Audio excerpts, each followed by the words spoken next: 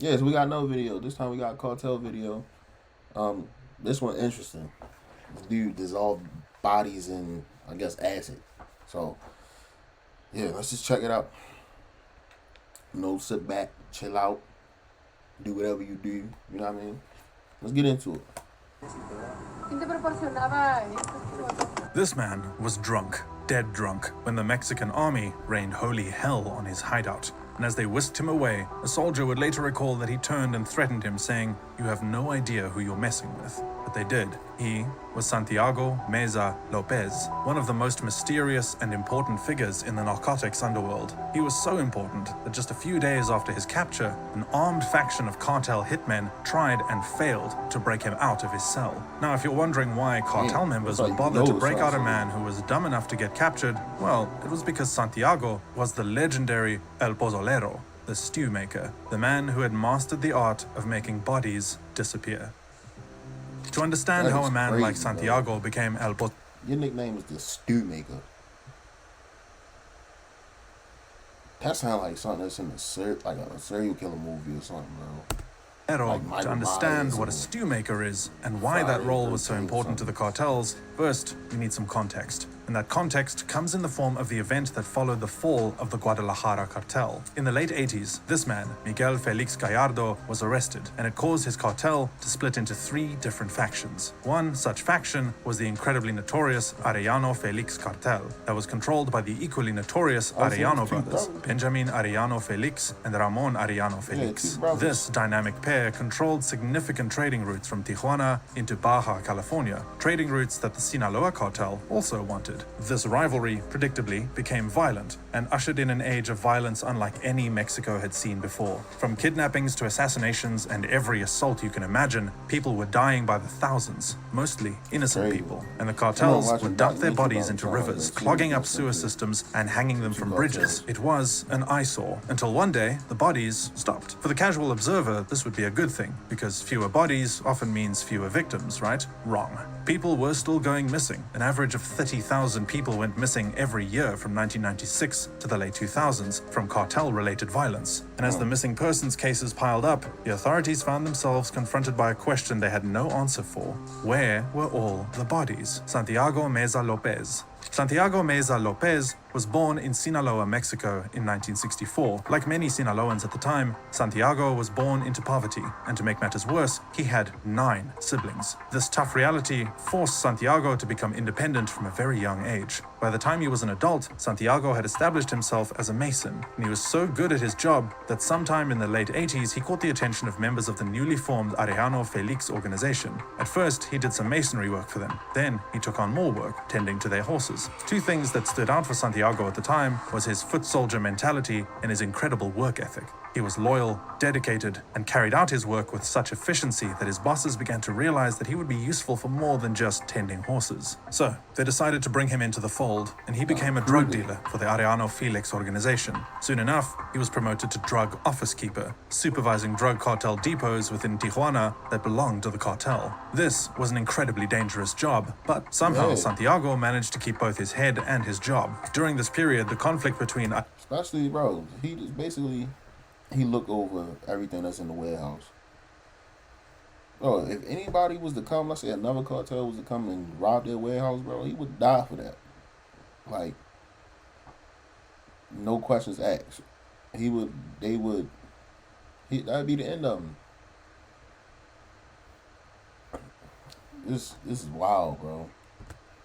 Felix and their rivals, the Sinaloa cartel, had reached a fever pitch. A few thousand people were killed in the span of a few months, and their mangled bodies were scattered all over the city. This level of violence put the Mexican army and police on high alert, and it attracted the attention of American law enforcement like the DEA and FBI. The cartels began to realize the urgency of their situation. If they couldn't find an efficient method of disposing of the bodies, those same bodies would lead a trail back to them and would result in their capture. So, in 1996, the Arellano brothers sought professional advice from mysterious foreign criminal criminals who had experience in making bodies disappear. Their advice was diabolically simple. Instead of throwing bodies away, turn the flesh to paste and grind the bones to dust. This Hollywood horror-inspired method of body disposal struck a chord with the Arellano brothers. It was ingenious, cost-effective, and would leave no DNA evidence that could be traced back to them. The only problem was trust. They needed someone they could trust with this simple yet sickening task, because on one hand, it was going to be a long-term gig, and on the other, there was a heaping pile of bodies begging to be disposed of. The Arellano brothers assigned drug lords Efrain Perez and Jorge Aureliano Felix with the task of finding someone suitable, and the obvious choice at the time was Santiago Meza Lopez. So they arranged a little experiment with the man, call it their own Manhattan Project. Santiago was invited into a room that had a 200-liter cylindrical drum filled with a corrosive solution of caustic soda mixed in water and a couple of other chemicals. Then Santiago was ordered to drop a huge chunk of regular meat into the solution and stir it until it had completely dissolved. Now, I can't tell you what was going through Santiago's head as he conducted the bizarre experiment, but I'm sure it was fairly self-explanatory, because 6 months later, Santiago was called for a second experiment. The conditions were the same, except for two things. One, there was an audience, henchmen who would learn and work closely with Santiago. Two, instead of a chunk of meat, the subject of their experiment was a dead victim. Santiago was instructed to undress the victim and cram the body into the 200-liter barrel of the corrosive solution. They all watched as the liquid frothed and turned red. Then, they left the body in the liquid overnight. By the time they returned the next morning, what was left of the corpse was a gooey mess of organic sludge with some bone fragments sticking out. It had worked. Work began almost immediately. Over the next 3 months, Santiago became head of this disposal division and was placed on a $600 a week retainer. This was his payment for making human beings disappear. When business was good, you doing all that for $600 a week? I mean, I ain't doing that for no amount of money, but bro, $600 a week? Yo, you ain't nothing but a cheap laborer to them, bro. You in the cartel, you in one of the biggest cartels today, you should be making more money than that. Santiago got upwards of 30 bodies per month, and those bodies were delivered at predetermined location where either by a call or the flash of headlights, he would know the exact spot to pick the corpses he would dispose of. Santiago always ensured that he had the solution in excess. He invested a lot into oil barrels, bought enough latex gloves to last a year, and would also stock up on gas masks that protected himself and his crew from the terrible fumes and stench that came from the liquefying bodies. The stewing body often took about 8 hours to dissolve, and what was often left behind was bone fragments, teeth, and nails, which Santiago would then burn and bury in fields. This is where Santiago earned the nickname El Pozolero. El Pozolero translates to someone who makes pozole. Pozole is a Mexican stew made from hominy and meat, with other ingredients for garnishing. And the process of stirring the bodies in this mixture looks and feels a lot like stirring a pot of pozole on fire. The barrels of liquefied humans were collected by pickup trucks under the cover of night and tossed down cliffs and canyons where no one would imagine searching. However, as Santiago gained more experience in this macabre trade, he created a more efficient drainage system because the remains were too heavy to move. Santiago was dutiful. The very fact that he lived long enough to get arrested proves that he never gave his bosses any reason to complain. At some point during this macabre routine, Santiago began to work directly for the utterly ruthless Teodoro Garcia Cimental, who went by the alias El Teo and worked for the Arellano Felix organization. El Teo's specialty was extortion and kidnapping, and most of his kidnapped victims often ended up in Santiago's barrels, so it made sense that Santiago answered to him.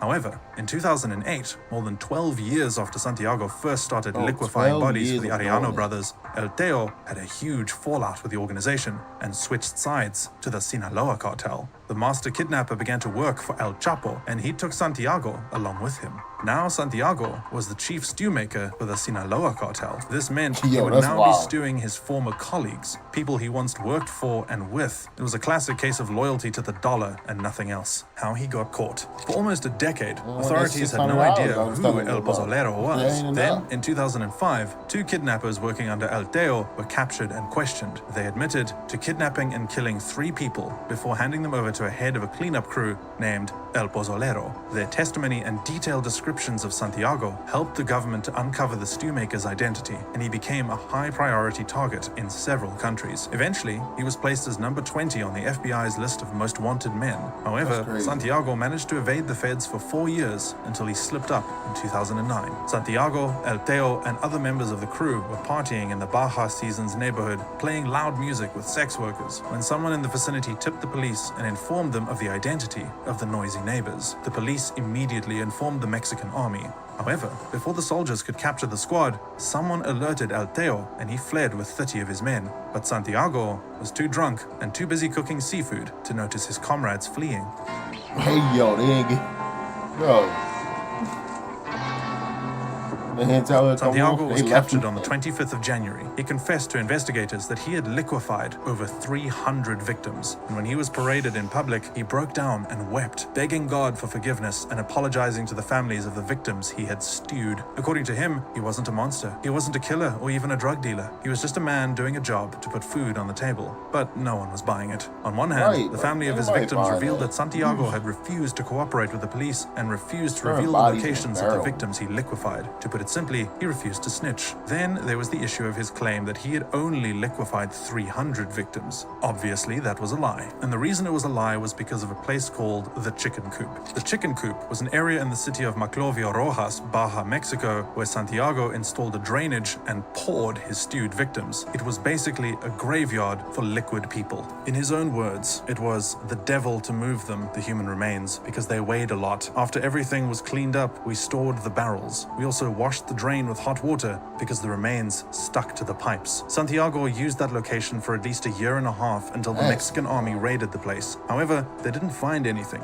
because they didn't know what to look for. In August 2017, 3 new graves were found with at least 7,000 human fragments and 2,000 teeth. And this was what confirmed the fears of the authorities. Santiago's body count was not 300, it was in the tens of thousands. Later on, at least 14 to 15,000 fragments of remains were subsequently found in another area that Santiago used called La Gallera. In 2012, Santiago Meza Lopez was sentenced to 10 years in prison for charges related to organized crime. Despite the fact that liquefied remains are still being found every other month, and despite the fact that Santiago has not denied the heinous crime, he has not been charged for stewing the corpses. The reason for the delay is a mystery to many, but some people have their theories. The government has been implicated with the cartel several times in the past, and there are many who believe that some corrupt individuals within the government are protecting him. El Pozolero is due to be released this year after completing his 10-year sentence, and there is a lot of fear, especially from the families of his victims, that he will become a free man. All these families want is just... Make sure y'all take care of yourselves, man. You know, keep staying positive, keep staying focused, and keep staying motivated. So, yeah, I'm going to holler at y'all on the next one. Nazo out.